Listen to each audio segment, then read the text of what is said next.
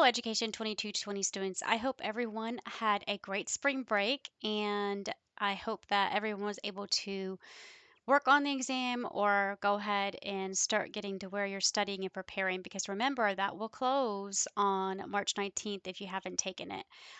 If you forget, you can go ahead and click on the midterm exam, and you're going to see here there's a link. But there's also a link if you just go to assessments and click on quizzes.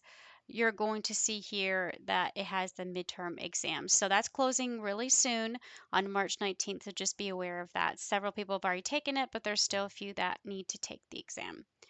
Okay, so let's go ahead and get into our content. So now that we've finished up the first part of the course, we are moving into the second part, starting with Module 6. Okay, so if you remember, and let's kind of refresh our memory and take us back a couple of weeks, we ended the first part of the course, or the first midterm part, if you will, with Module 5, where you were looking at universal design for learning, specifically looking at those principles, so three core principles. Um, Basically looking at how is the material presented, um, how will the student interact and engage, and then how will they show you what they've learned, right? So we're looking at those three sections, but you were looking at what the barriers were and giving me strategies, right, for that social studies lesson. But now we're going to continue on with how we go past looking at barriers, but also looking at how do we design an actual lesson using these evidence-based strategies. So we're going to do what we've done before, but we're going to look at things like your classroom, your physical classroom. We're going to look at the academic parts, the social parts. So really the whole part of universal design for learning. So let's start first with our module overview and outcomes. Okay, so this module requires you to work into two chapters. Now, I know the last time we did this, I gave you 2 weeks, but because we're on a time constraint, we are only going to be able to have 1 week. So we're going to kind of condense a lot into 1 week. So you're going to be reading from chapter 8 and chapter 10 in your Universal Design for Learning, so Teaching Inclusive Classrooms textbook. So chapter 8 is really going to again go back to those essential elements, those three parts of the UDL environments. That's going to be academic, physical, and social. We're also going to look at what those core components are, which are going to be like your goals, material, methods, and assessments. Then we're going to clarify what's the difference between accommodations, right? So we're supporting the access, and then modifications where we're actually just altering the content, right? And so what are the difference in the two, and how does this align with our lessons? And then chapter 10, we're going to focus on the different learning stages. And really the reason we do that, because this helps us inform strategy selection, and also look at teacher behavior, and what you're doing, and how do we apply that to designing curriculum that really are going to benefit all learners. So, of course, we have our course outcomes here, but we have our specific learning objectives for Module 6. So, the objectives are we're going to identify the 4 essential UDL curricular components needed for lesson planning, compare and contrast different types of classroom adaptations, describe the physical and social elements to consider when planning, explain how the knowledge of the 5 student learning stages may impact teacher behavior and strategy selection, provide examples of possible strategy matches for each of the 6 principles of curricular design, and then lastly, provide classroom examples of various strategies, techniques that can be matched to general student learning domains. So really we're covering quite a bit. So we're taking this one step further than what we did with Module 5. Now, I did provide you with the keywords and concept. These are the things I really want you to focus on. And I went ahead and broke it down by chapter. So in chapter 8, specifically, I want you to look at the universal design for learning environments, the 3 being academic environment, physical environment, and social environment. So when we're talking about the academic environment, we're looking at curriculum goals, instructional methods, and assessment strategies. When we're looking at the physical environment, we're looking at our classroom itself. We always say the classroom is like a third teacher. So we're looking at your layout, are things accessible, and then sensory considerations like the lights, fluorescent lights, lamp lighting, if there's too many things that are overstimulating, those things matter when we talk about the physical environment. And then we look at the social environment. What is your classroom culture like? How are the students interacting with one another? How do you interact with the students? And then emotional safety. The next thing that we're looking at in Chapter 8 is going to be the universal design for learning, specifically the curricular components, right? So, goals. What are students expected to learn? What are the materials and resources that you have to support their learning? What kind of instructional strategies or methods? How are you delivering the content? Remember, go back to Module 5. We were looking at those strategies to overcome those barriers. So, what are those methods? And then assessments. How are we going to measure their student learning and progress?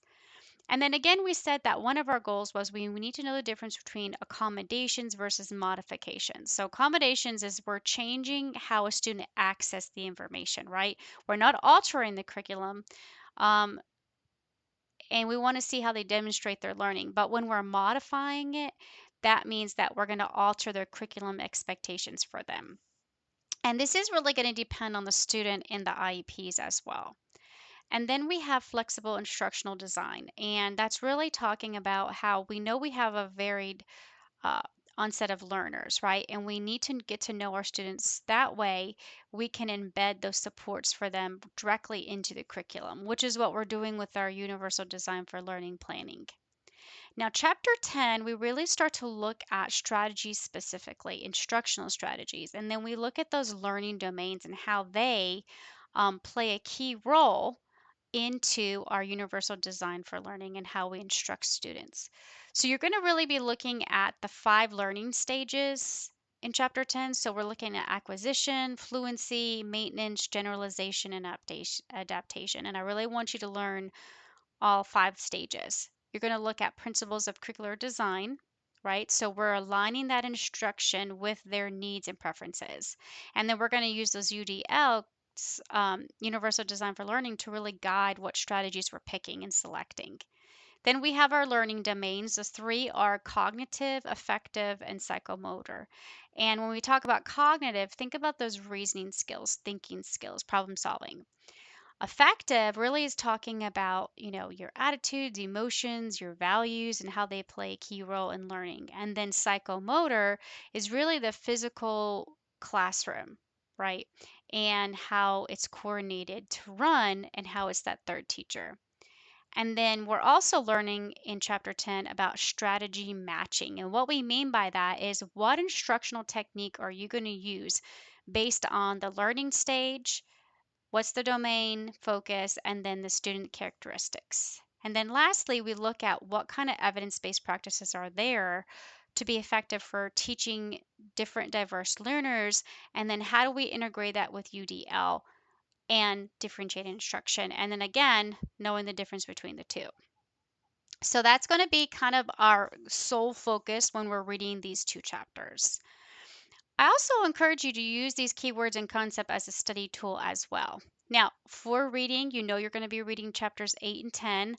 I always include the publishing companies, PowerPoint, and outlines. They're there for you if you want to use them. Some students like to use them as a study tool. One of the other resources I also gave you was a section inside of an IRIS module specifically on accommodations since we're focusing on that.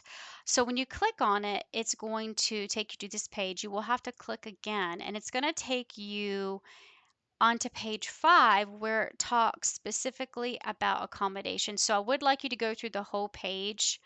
There are embedded links within this module page. So please make sure you read through the whole page and section. Now, how are you going to be assessed?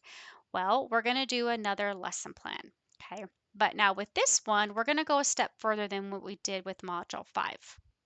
So we are going to click on lesson planning.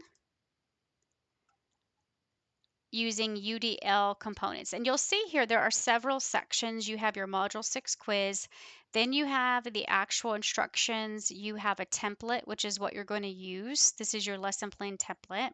These are just the instructions for the lesson, and then I give you example. So let's start with the first section where it gives you the directions. Okay, so what I want you to do is use your textbook to help you. You're going to create a lesson plan, and I want you to use Table 8.6 from your Teaching in Today's Inclusive Classroom as a guide when you're structuring your lesson plan. Okay, with this lesson plan, I always want you to start considering your learners. Take time to consider what their strengths are, what are their needs, what are their learning preferences. Go back to Module 5 when we talked about what could be some typical potential barriers that they might face. These are things like attention span, motivation, memory, organizational skills. Do they struggle with following directions? Do they have trouble with transitioning between tasks? So all these things need to be taken into account. Then we move toward actually tailoring the lesson or designing it. Remember, we're still going to use the UDL strategies. So what you're going to do is you're going to focus on the scenario, a student below. Um, the student below, his name is Liam, and he's an 11-year-old student in your 6th grade class. He's being diagnosed with attention deficit hyperactivity disorder, ADHD, combined type. He struggles with paying attention, staying motivated, and completing academic tasks, often becoming disruptive in class. Your goal is to create a lesson plan that addresses Liam's challenges while ensuring that all students have access to the same learning opportunities. I want you to consider executive functioning skills, self regulation strategies, behavioral momentum, and task chunking and transitions. Okay, so in your lesson plan template, you're going to see that we follow the UDL framework. So you're going to have your introduction of the lesson, your teacher input. This would be like the whole group lesson plan. You would have some guided practice, independent, and then assessment or evaluation. Now, for each stage of the lesson planning, you're going to identify one UDL method to address potential barriers that you need to support Liam's needs as well as his classmates. Again, that's why I instruct you to use Table 8.6, right? Because it's going to help you fill in the first 2 columns of your lesson plan. Now, let's focus in a little bit more on the lesson plan. We know that when you're creating it, we're going to meet Liam's need, but we're also looking at each part of the lesson plan, making sure that we are going to think about engagement, representation, action, and expression. Go back to Module 5. You may even want to consider pulling your Module 5 UDL lesson plan and have it handy because it might help you looking at those 3 UDL principles: engagement, representation, action, expression. Now, once you complete your lesson plan, that's what will get submitted to Dropbox. But I do want you to note that there is always going to be a self-evaluation. You're going to evaluate and explain your thinking, like how your lesson is going to support Liam in the class and provide evidence. Now, the evidence is going to come from the textbook. You could use Table 8.6 or anything in chapters 8 and 10. You need to evaluate how it's going to enhance teaching and learning for all, not just Liam, and how your assessment directly measures the state objectives. Okay, so there is a rubric here for you.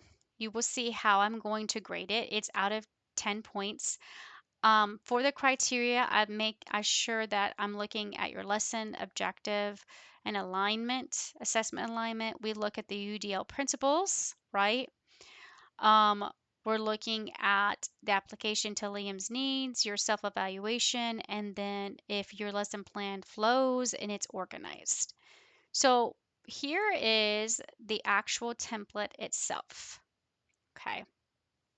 You'll see here that you will put the subject, right, and the grade level, the date, you put your name, and then any materials you're going to use and any kind of technology supports.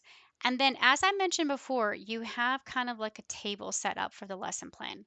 So on the first column, you're going to see the actual parts of the lesson plan itself. So you've got the anticipatory set, which this is your hook. This is how you're going to hook or introduce the lesson. You have your teacher input. This is your whole group lesson. Then you have guided practice where they get a chance to practice and you're there to support and guide them. Then you have a chance for independent practice. And then you have your closure, like how do you close the lesson out, restate the objective, and evaluate or assess if they've met the objectives. Now that's the first column, what you're going to do. The second one I told you is where you can use your textbook. Table 8.6 is really good because we're going back to those barriers or challenge. Think about Liam and what he has. What are going to be some barriers in each part of the lesson? So an anticipatory set, what kind of barriers do you see or challenges? In the teacher whole group lesson part, what kind of barrier or challenges will you face in guided practice and so on, and you would do that for each section. And then last part of the lesson is going to be your strategy, right? We could use chapter 10 to help us because it talks about evidence-based strategies and UDL methods that help us. Also, I mentioned that this is a good time for you to pull back out your module 5 lesson where you were looking at your barriers and challenges and what strategies would overcome that. Also using your textbook about UDL methods. Think about um, strategies that are going to help support these types of learners.